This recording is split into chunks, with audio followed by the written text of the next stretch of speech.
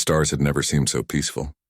Captain Jiho Park stood on the observation deck of Sentinel-7, watching Earth rotate slowly below. The blue planet looked calm, beautiful, unchanged. It was the year 2247, and humanity had finally stopped fighting itself. The unification wars were decades in the past now. Mars had cities. The asteroid belt had miners. Everything felt like progress. Jiho's communicator buzzed. It was Professor Sunho Lee from the research station on Luna. The old physicist sounded worried. His voice cracked through the speaker. "Captain Park, we have detected something. Something beyond the Kuiper belt. The signals are not natural. They are definitely artificial." Jiho felt his stomach tighten. Humanity had been searching for alien life for centuries. They had found nothing. Empty planets, dead rocks, silent space. Now, after all this time, someone was out there. "Are you certain?" he asked. "Completely certain," Sunho replied. "And Captain, they are getting closer." The next 3 days passed in a blur. Every telescope pointed outward. Every sensor array worked at maximum capacity. Admiral Hyunwoo Choi called an emergency meeting of the Unified Defense Fleet. Scientists argued. Politicians panicked. Religious leaders prayed. The world held its breath. Then something fell from the sky. The object crashed into the Pacific Ocean with tremendous force. Rescue ships arrived within hours. They pulled a damaged vessel from the water. It was like nothing humanity had ever built. The metal was strange. The design was foreign. And inside, barely alive, was something that made everyone's blood run cold. It was not human. Dr. Minji Kang was the first scientist to see the creature. She had studied biology her entire life, but nothing prepared her for this. The alien was reptilian, covered in dark green scales. Its eyes were golden and filled with pain. It had 4 arms and stood nearly 8 feet tall. When it spoke, a device on its chest translated the words into Korean, then English, then a dozen other languages. "You must run," the creature whispered. Its voice was weak, fading. "They are coming. The Dominion does not negotiate. The Dominion does not show mercy." Minji leaned closer. Her hands shook as she recorded everything. "Who are you? Where are you from?" "I am Vroth. My people served the Kalreth Dominion for 300 years. We tried to resist. We failed." The creature coughed and strange blue blood dripped from its mouth. "Your radio signals." They heard them. 47 species serve the Dominion now. 200 star systems bow before them. Resistance is death. Admiral Hyunwoo Choi entered the medical bay. He was a tall man with gray hair and hard eyes. He had fought in the last of the unification wars. He knew what war looked like. "How long do we have?" he asked the dying alien. The Vroth turned its golden eyes to him. 6 months. Maybe less. Their subjugation fleet is already moving. When they arrive, they will offer you one chance to surrender. Every species accepts, every species kneels. The creature reached out with one of its 4 hands. "But you seem different. You humans have something in your eyes. Something dangerous. What is that?" Hyunwoo asked. "Defiance," the Vroth said. Then it died. The world erupted in chaos. Every news channel showed the alien body. Every government called emergency sessions. Some leaders wanted to prepare a surrender. Some wanted to run and hide. Some wanted to fight. Lieutenant Daeon Kim sat in the pilot ready room on Sentinel-7. She was young, barely 25, but she was the best pilot in the fleet. Around her, other pilots talked nervously. They had trained to fight other humans. They had never imagined fighting aliens. Fighting an empire that controlled 200 star systems. "We cannot win this," one pilot said. His name was Junho. He looked sick. "We have a few hundred ships. They have thousands, maybe millions." Daeon looked at him. Her voice was calm. "Then we make every ship count. We make them remember us. We make them wish they had never found Earth." On the surface, humanity began to move. Factories that had built cars now built weapons. Research facilities that had studied medicine now studied warfare. Jiwon Nam, a brilliant engineer, led a team that tore apart the Vroth ship. They found technology that humanity had never imagined. Faster than light engines, energy shields, weapons that bent gravity itself. "We can copy this," Jiwon said, examining a piece of alien machinery. "We can build our own versions. But we need time." "You have 5 months," Admiral Hyunwoo told her. "Maybe less. Make it count." Dr. Eun Ji-yoon worked in a secret facility beneath Seoul. She was an AI specialist, one of the best in the world.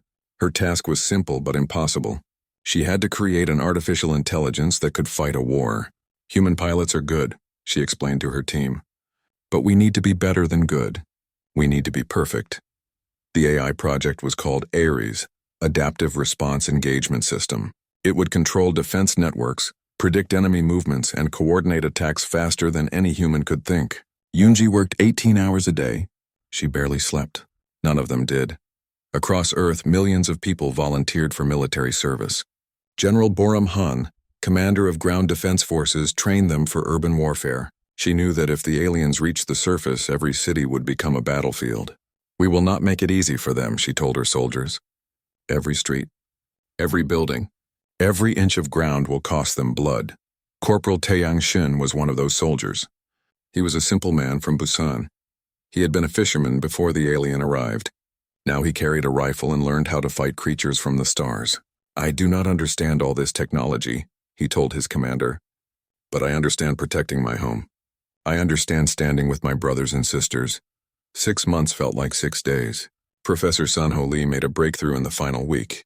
Using the Viroth technology, he created a prototype faster-than-light engine. It was crude. It was dangerous. But it worked. We can go to them, he said. We do not have to wait for them to come to us. Admiral Hyunwoo stood in the command center of the Unified Defense Fleet headquarters. Every screen showed activity. Ships moving into position. Weapons being loaded. Soldiers saying goodbye to their families. The Admiral looked at the stars and thought about the Vroth's last words. Defiance. Let them come, he said quietly. We will show them what humanity means.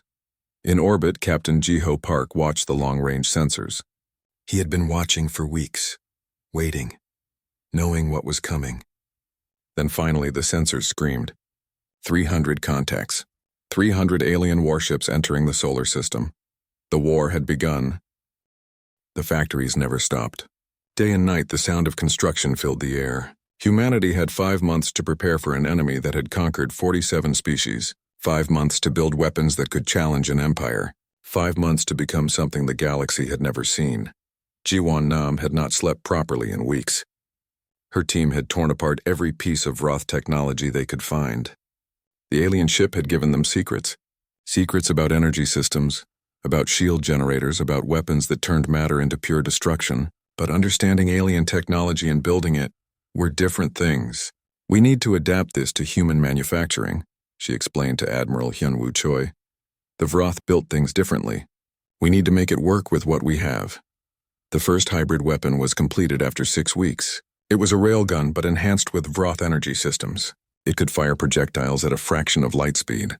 The test firing destroyed an old satellite 3,000 kilometers away. The satellite simply ceased to exist. Jiwon smiled for the first time in weeks.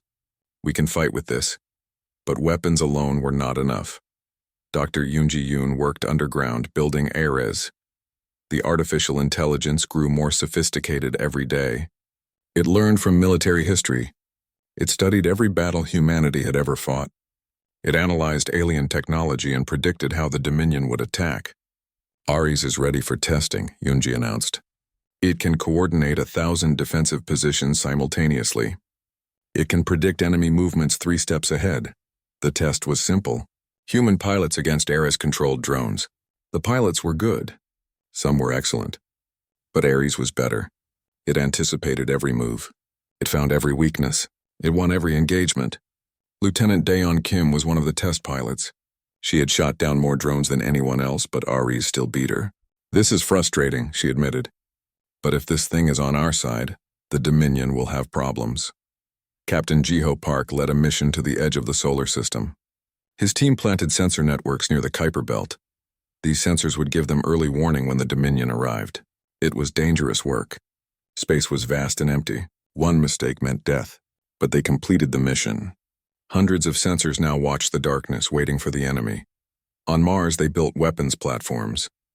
The red planet became a fortress. Giant railguns pointed at the sky. Missile batteries covered the surface. If the Dominion wanted Mars, they would have to pay for every meter. General Boram Han personally oversaw the construction. She walked among the soldiers, talking to them, encouraging them. Mars was our first colony, she told them. We will not let it become our first loss. Corporal Taeyang Shin trained with his unit in the mountains of Korea. They practiced urban warfare. They learned how to fight in buildings, in tunnels, in ruins. General Boram Han visited their training site. She was a hard woman with sharp eyes. If they reach Earth's surface, she told the soldiers, you are our last line. You will fight in your cities, in your streets, in your homes. Make every moment count. Taeyang cleaned his rifle that night. It was a new weapon, enhanced with alien technology. It fired rounds that could punch through armor that would have stopped old bullets. He thought about his family in Busan, his sister, his mother, his nephew who was only 3 years old. I will protect them, he whispered, whatever it costs. Professor Sun Ho Lee made breakthrough after breakthrough. The faster-than-light engine worked, but it was not perfect. It could jump a ship across light years, but the calculations were difficult. One mistake meant appearing inside a star or scattered across space.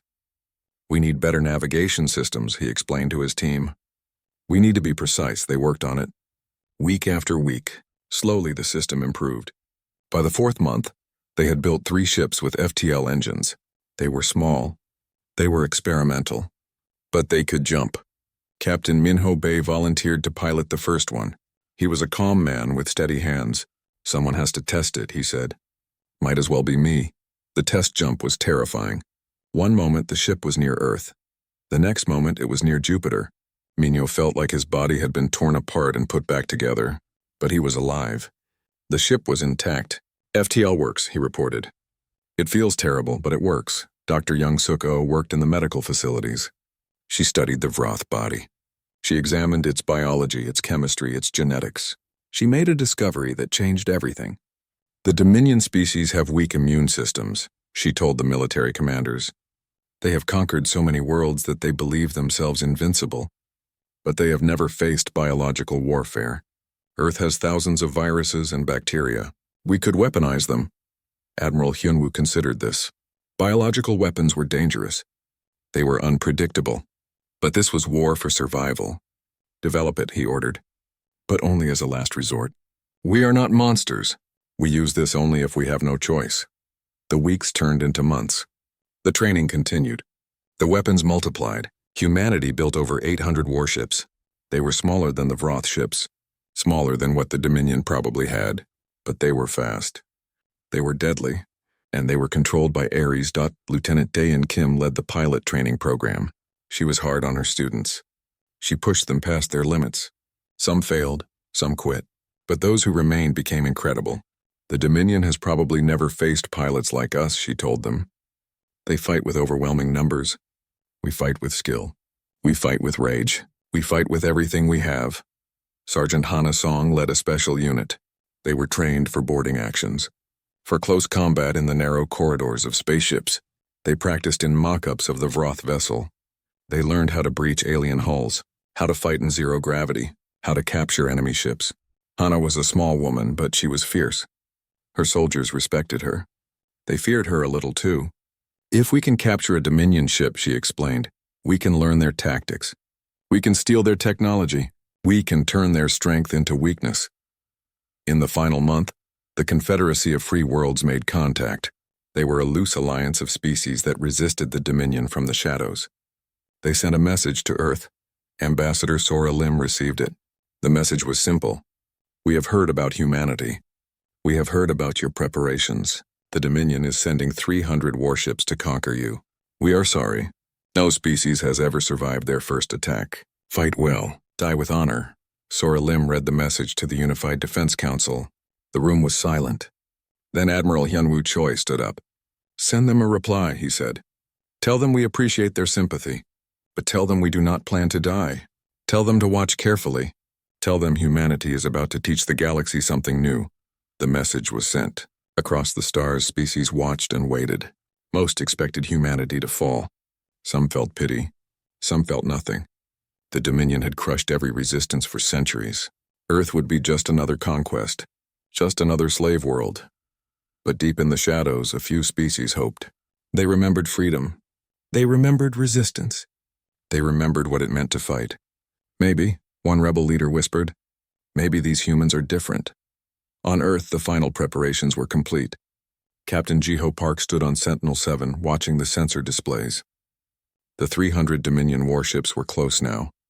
Very close. They would arrive within hours. He opened a channel to all human ships. "This is Captain Park. The enemy is almost here. We have trained for this. We have prepared for this. Now we show them what humanity means. Now we fight." The stars seemed to hold their breath. Humanity stood ready. The Dominion approached, and the galaxy was about to learn that some species refused to kneel. The Dominion fleet appeared near Neptune's orbit like a dark storm. 300 warships, each one massive and ancient. They moved in perfect formation, blocking out the stars. On the command ship, War Master Thule stood before the viewing screen. He was tall, covered in thick armor, with 4 eyes that glowed red. He had conquered 23 species in his career. This would be number 24. "Scan the system," he ordered. His voice was deep and cold. "Locate their military assets." His officers worked quickly. The scans came back. 800 human ships scattered throughout the solar system. Thule laughed. It was a harsh sound. 800 primitive vessels. They think this is defense. They think this is resistance. He opened a communication channel to Earth. The translation systems activated. "Humans of Earth, I am War Master Thule of the Calreth Dominion. You will surrender immediately. You will present your leaders for judgment. You will accept service to the Dominion. This is your only warning. You have 1 hour." The message reached Admiral Hyunwoo Choi in the command center beneath Geneva. Every screen showed the enemy fleet. Every sensor tracked their positions. Around him, officers waited for orders. The Admiral looked at the War Master's image. He thought about the Vroth's warning. He thought about humanity's preparation. He thought about his grandchildren playing in a park in Seoul. Then he smiled. "Open a channel," he said. "Let me reply." The channel opened. Hyunwoo looked directly at the alien War Master. His voice was calm. "War Master Thule, we have received your message. Humanity has considered your offer. Our answer is simple." He paused. "Come closer." The channel closed. Across every human ship, crews prepared for battle. In the command center, Admiral Hyunwoo activated the fleet-wide channel. "All ships. All stations. This is Admiral Choi. The enemy believes we will surrender like every other species. They believe we are weak. They believe we are afraid. Today we teach them they are wrong. Today humanity shows the galaxy what we are made of. All ships engage at will." Lieutenant Daeon Kim sat in her fighter cockpit. Around her, 200 other fighters launched from carrier ships. Her hands moved across the controls with practiced ease. Uri spoke through her headset, providing targeting data and tactical information. "Enemy fleet maintaining formation. They have not launched fighters. They have not raised full shields. They believe we are not a threat." Daeon's lips pulled back in a fierce smile. "Then let us educate them." The human fleet moved. Ships that the Dominion thought were primitive suddenly accelerated with impossible speed. The hybrid engines Jiwon Nam had built pushed them forward like bullets. War Master Thule watched in surprise. "They are faster than expected. Raise shields. Prepare weapons." Then the first human weapons fired. Railguns launched projectiles at a fraction of light speed. Antimatter missiles streaked across the void. Directed energy beams powered by Vroth technology cut through space. The Dominion shields held, but barely. War Master Thule stood straighter. "Return fire. Destroy them." The Dominion ships fired back. Their weapons were powerful, ancient, refined over centuries of conquest. But the human ships moved like dancers. Ares predicted every shot. It calculated trajectories before the Dominion gunners even fired. Ships dodged and weaved. Some were hit. Some exploded in silent bursts of light. But most survived. Captain Jiho Park commanded the Sentinel-7 battle group. His ships formed a defensive screen around Mars. The Dominion sent 50 ships to break through. Jiho activated the weapon systems. Fire at will. Give them nothing. The battle around Mars was brutal. Giant railguns fired from the planet's surface. Missiles launched in swarms. Dominion ships pushed forward, their shields flashing as they absorbed impacts. But the human defenders did not break. Every meter the enemy advanced cost them dearly. 3 Dominion cruisers exploded. Then 5 more. Then 10. War Master Thule could not believe what he was seeing. "These are primitives," he roared. "How are they fighting like this? How are they surviving?" His tactical officer provided the answer. "Sir, they are using artificial intelligence. Their response time is faster than our crews. Their coordination is perfect. And their weapons are more advanced than our intelligence suggested. Lieutenant Dion Kim led her fighter squadron in a devastating attack. 200 fighters swarmed around a Dominion battleship. They were too small, too fast for the big guns to track. Airs coordinated their assault. Target the shield generators. 3, 2, 1, fire. 200 fighters fired at the exact same moment. The concentrated fire overwhelmed the battleship's shields. The generators exploded. The shields collapsed. Then the fighters fired again. Antimatter missiles punched through the hull. The battleship tore itself apart from within. Dayon pulled her fighter away from the explosion. One down. Keep moving. Next target. Across the battle space, human tactics proved devastating. The Dominion fought with overwhelming force and old strategies. Humanity fought with coordination, innovation, and furious determination. By the end of the first hour, the Dominion had lost 47 ships. Humanity had lost 93, but humanity kept fighting. Sergeant Hana Song waited in the boarding shuttle. Her team was strapped in, weapons ready. Erez had identified a damaged Dominion cruiser. Its engines were failing. Its shields were down. This is our chance, Anna told her team. We board that ship. We capture whoever's inside. We learn everything we can, fast and hard. Let's go. The shuttle launched from the carrier Indomitable. Captain Kyung-min Park watched from the bridge. Bring them back alive, Sergeant, he said over the comm. We need that intelligence. The shuttle crossed the void in seconds. It attached to the Dominion hull. Breaching charges exploded. Atmosphere vented into space. Then Hana and her team were inside. The corridors were dark. Gravity was failing. Strange lights flickered. They moved quickly, weapons up. Ours provided deck layouts based on scans. They encountered their first Dominion soldier at an intersection. The creature was massive, covered in thick armor, carrying a weapon that glowed with strange energy. It fired. The beam missed Hana by centimeters. Her team returned fire. The soldier's armor absorbed the first shots. The second burst brought it down. They pushed deeper into the ship. They found the command center. Inside, 3 Dominion officers worked frantically at controls. They turned when the humans burst in. One reached for a weapon. Hana shot it in the arm. Do not move, she ordered. You are prisoners of Earth, the officers stared at her. One spoke in broken translated English. You fight like demons. You should not be able to fight like this. You are new. You are young.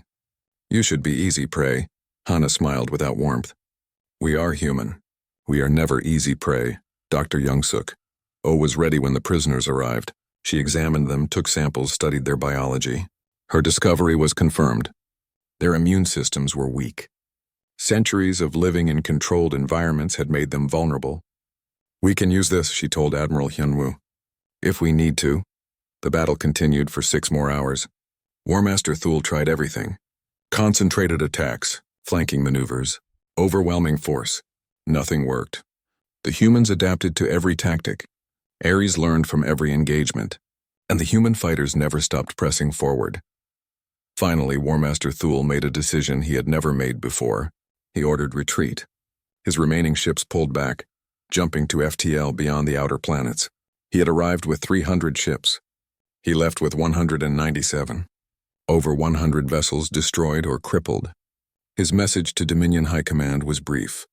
First contact failed. Human resistance unexpectedly fierce. They fight like apex predators. They have advanced technology. They have artificial intelligence beyond our capabilities. Request reinforcements. On Earth, people watched the battle on every screen. When the Dominion retreated, the entire planet erupted in celebration. But in the command center, Admiral Hyunwoo Choi did not celebrate. He looked at the casualty reports. 143 ships lost, thousands of crew dead. He looked at Lieutenant Dayon Kim, who had lost half her squadron. He looked at Captain Ji-Ho Park, whose face was pale with exhaustion. We won the first battle, the Admiral said quietly.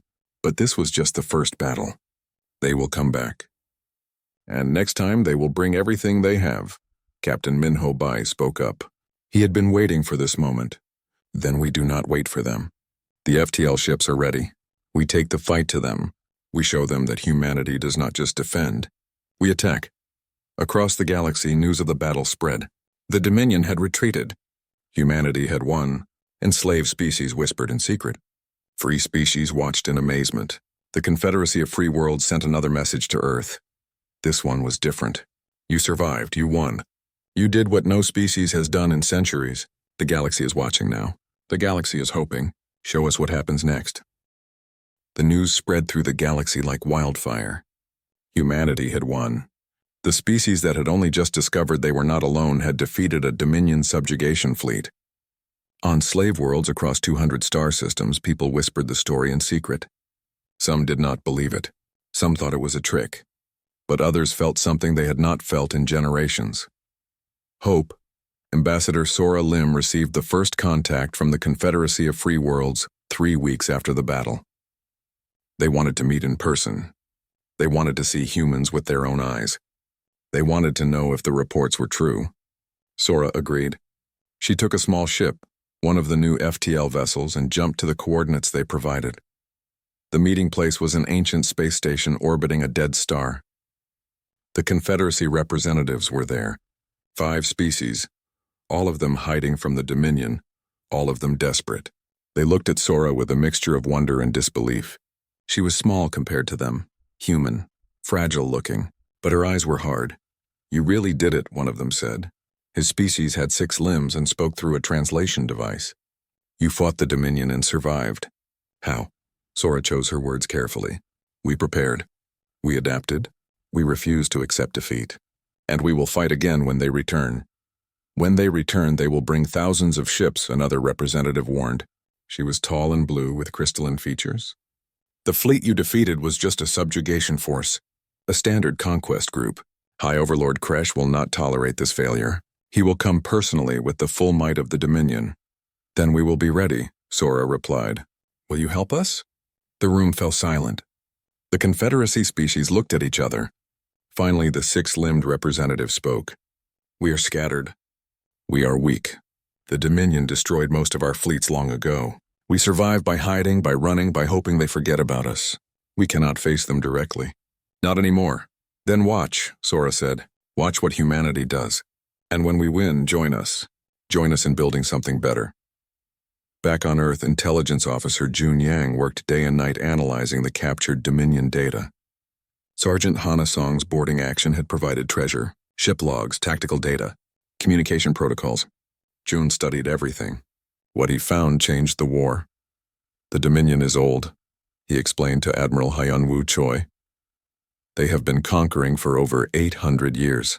They have refined their tactics to perfection. They use overwhelming force. They use psychological warfare. They make resistance seem hopeless. But they have not innovated in centuries. They have not needed to. Every species they encountered surrendered quickly or died quickly. They have never faced prolonged resistance. They have never faced creative tactics. They have never faced an enemy that learns and adapts as fast as we do. Admiral Hyun-Woo studied the data. What else? Their ships use a centralized control network. All commands flow through their flagship. It makes their fleet coordination perfect, but it also creates a weakness. If we can infiltrate that network, we can disrupt their entire fleet. Dr. Yoon Ji-yoon believes Ares can do it, but we need to get close enough. The Admiral nodded slowly. Then we give them what they want. We let them come to Earth, and when they do, we spring the trap. On the Dominion capital world, High Overlord Kresh received War Master Thul's report. The Overlord was ancient, powerful, and cruel. He had ruled the Dominion for 200 years. He had personally led the conquest of 15 species.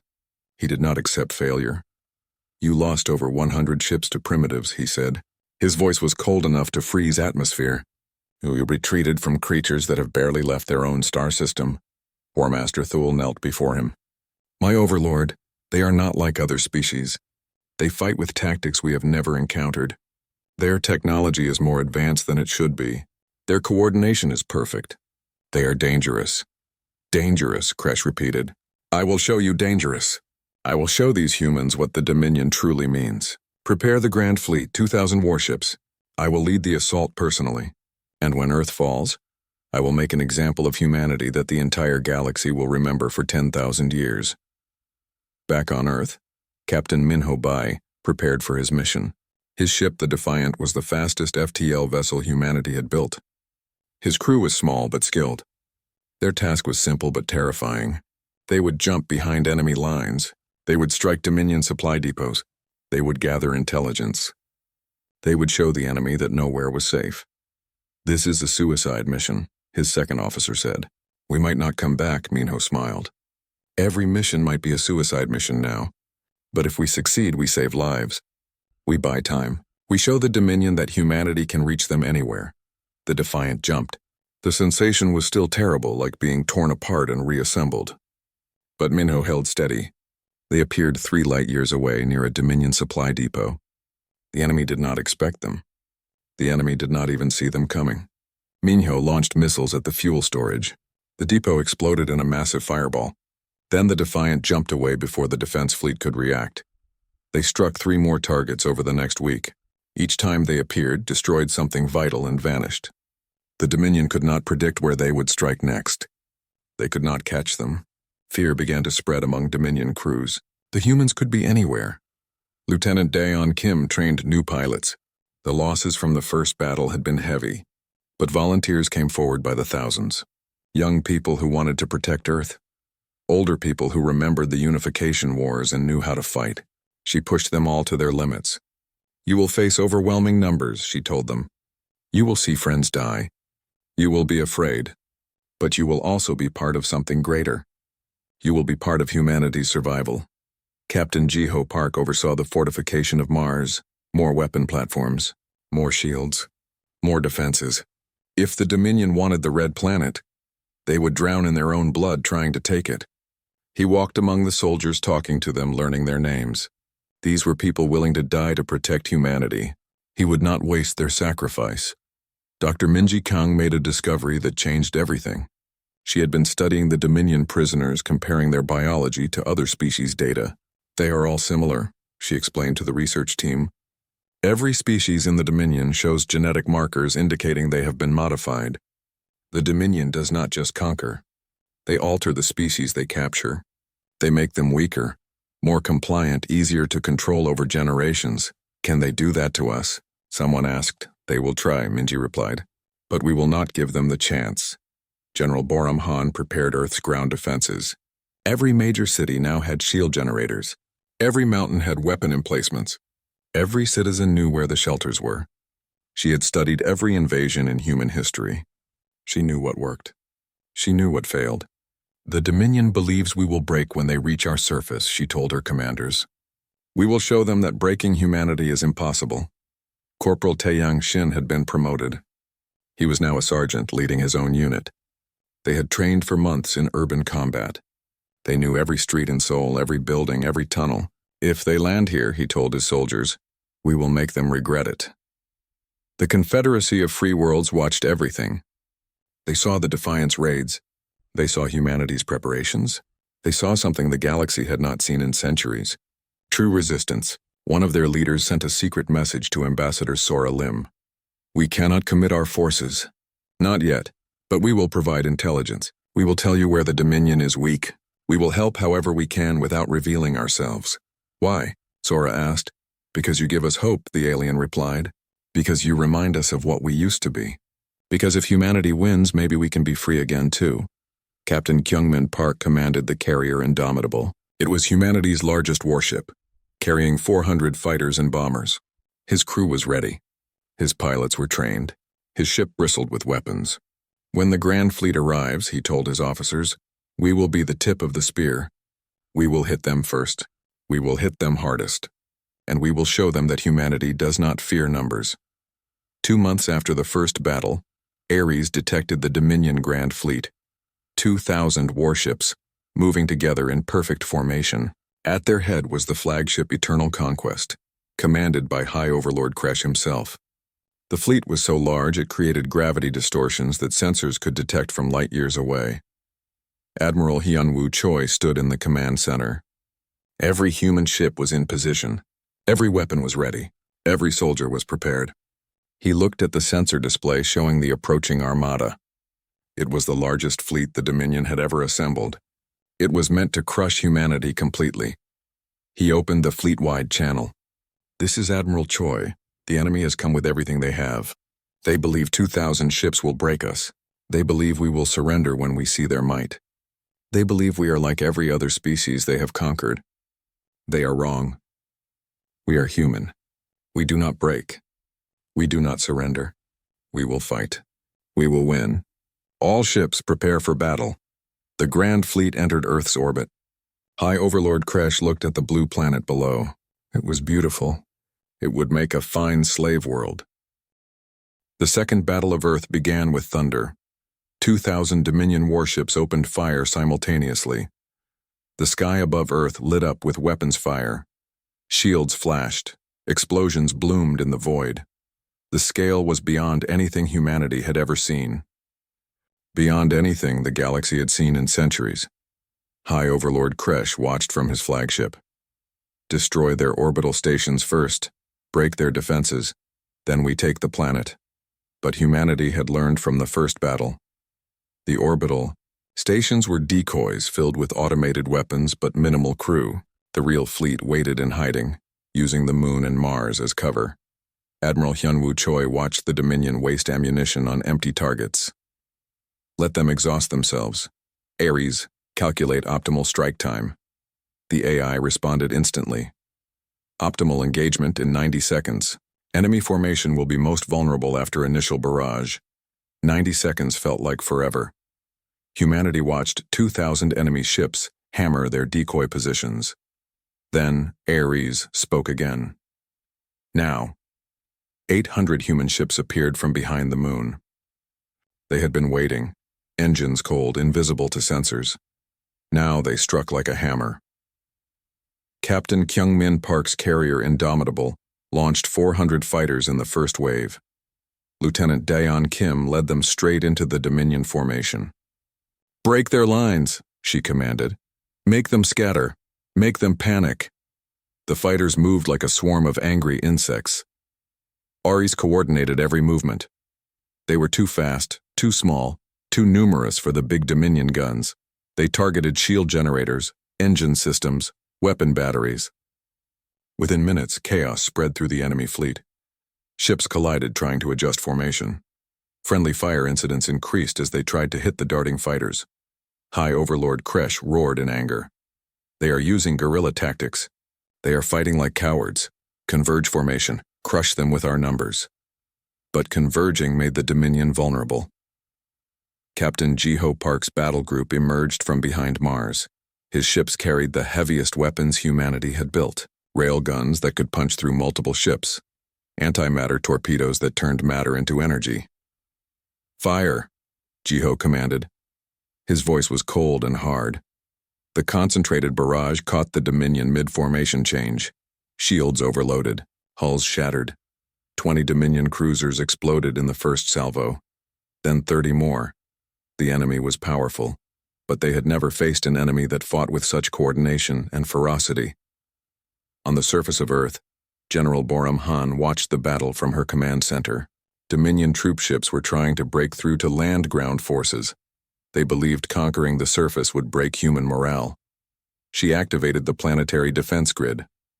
Show them what happens when they come to our home. Shield generators across Earth flared to life.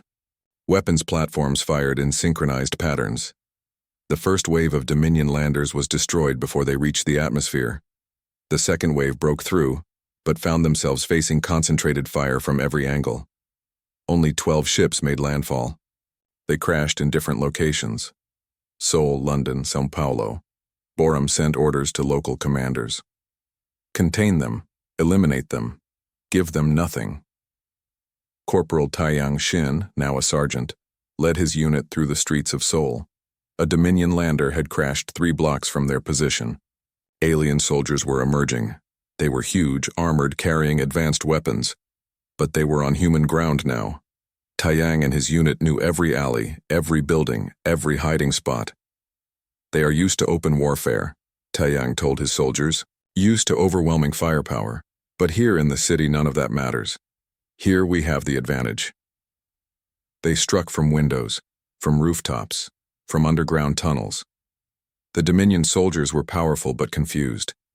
They could not predict where the attacks would come from. One by one they fell. Within 2 hours the landing force in Seoul was eliminated. Similar stories played out across Earth. The Dominion ground forces were destroyed. In space, the battle raged on. Dr. Yoon worked frantically at her terminal. Ares has identified the Dominion Command Network, she announced. The flagship Eternal Conquest is the control hub. If we can get close enough, Ares can infiltrate their systems. We need someone crazy enough to try, Admiral Hyunwoo said. Captain Minho Bay had been waiting for this. His ship, the Defiant, was the fastest vessel in the fleet. Give me the infiltration code. I will get Ares close enough. The Defiant accelerated. Its engines burned at maximum power. Dominion ships tried to intercept, but the small vessel was too quick. Minho dodged through weapon fire, between explosions, past debris fields. His crew held on desperately. Almost there, he said through gritted teeth. Almost there. They reached firing range of the flagship. Ares launched a specialized package. Not a weapon, a virus, a digital attack designed to infiltrate the Dominion network. It latched onto their systems like a parasite. Dr. Yoon watched from Earth as it spread. It is working. Ares is inside their network. High Overlord Kresh felt his ship systems stutter. Warning lights flashed. What is happening? He roared. His tactical officer looked terrified. The humans have infiltrated our network. Their AI is inside our systems. It is disrupting communications, scrambling targeting data, feeding false information to the fleet. The Dominion formation fell apart. Ships received conflicting orders. Some stopped firing. Some fired at allies by mistake. The perfect coordination that had made them unstoppable for centuries collapsed in minutes. Humanity pressed the advantage. Sergeant Hana Song led another boarding action. This time the target was bigger. Much bigger. She took 3 assault shuttles and 50 soldiers toward the flagship Eternal Conquest. We are going to capture their leader, she told her team. We are going to show the galaxy that the Dominion can bleed. The shuttles attached to the massive flagship's hull. Breaching charges exploded. Hana and her soldiers poured inside. The Dominion crew fought desperately. The corridors became slaughterhouses. But human soldiers fought with something the Dominion had never encountered. They fought for their home. They fought for their families. They fought with rage and determination that could not be measured. Hana reached the bridge. The doors were thick, reinforced. She placed special charges. Everyone back. The explosion tore through the metal. Smoke filled the corridor. Then Hana was through, weapon up, eyes hard. High Overlord Kresh stood in the center of his bridge. He was massive, ancient, powerful. He looked at the small human sergeant with disbelief. You dare board my ship? You dare face me? Hana's voice was steady. I dare anything to protect my home. Surrender or die. Kresh laughed. I have conquered 40 species. I have ruled for 2 centuries. I do not surrender to primitives. He reached for a weapon. Hana fired first. The round hit his armor, then another, and another. The armor cracked. Kresh fell to one knee. Around him, his officers raised their hands in surrender. The mighty High Overlord of the Dominion was captured by a human sergeant from Earth. Outside, Captain Minho Bay was not as fortunate. The Defiant had completed its mission, but Dominion fighters had surrounded them. His ship was damaged, leaking atmosphere. His crew was dying. Get to the escape pods, he ordered. Get out now. His second officer refused. Not without you, Captain. Minho smiled. Tell them I was happy to serve. Tell them we won. He activated the self-destruct sequence. The antimatter core went critical. The Defiant exploded inside the Dominion formation, taking 40 enemy ships with it. Lieutenant Daeon Kim saw the explosion. She had lost too many friends today, too many good pilots. Rage filled her. All fighters, converge on my position. We end this now. What was left of the fighter wings formed up. 300 craft, damaged but defiant. They struck at the heart of the enemy fleet, targeting command ships, communication relays, anything that looked important. They did not hold back. They did not retreat. They fought with everything they had. The Dominion fleet broke. After 6 hours of brutal combat, they could not sustain their losses. With their High Overlord captured, their network compromised, their formation shattered, they did what they had never done before. They ran. The surviving ships jumped to FTL and fled the solar system. Earth fell silent. Humanity had won. But the cost was terrible. 400 ships destroyed, tens of thousands of crew dead. Captain Minho Bay gone, so many pilots lost, so many soldiers fallen. Admiral Hyunwoo Choi stood among the wreckage of his command center. A Dominion weapons strike had damaged it badly. He was wounded, bleeding, but alive. He looked at the tactical display. The enemy was gone. Earth was safe. He opened a channel to the entire fleet. "This is Admiral Choi. The battle is over. Earth is secure. We have won." His voice cracked. "We have won, but we paid a terrible price. Today we honor those who fell. Tomorrow we rebuild. And the day after, we make sure this never happens again." Across the galaxy, the news spread faster than light. The Dominion Grand Fleet had been defeated. High Overlord Kresh had been captured. Humanity had done the impossible. On slave worlds throughout 200 star systems, people heard the news. Some wept, some laughed, some prayed. All felt something long forgotten. Hope. Within 3 days, the first rebellion started. A mining world near the Dominion core refused to send resources. When Dominion ships arrived to enforce compliance, they found the entire population armed and waiting.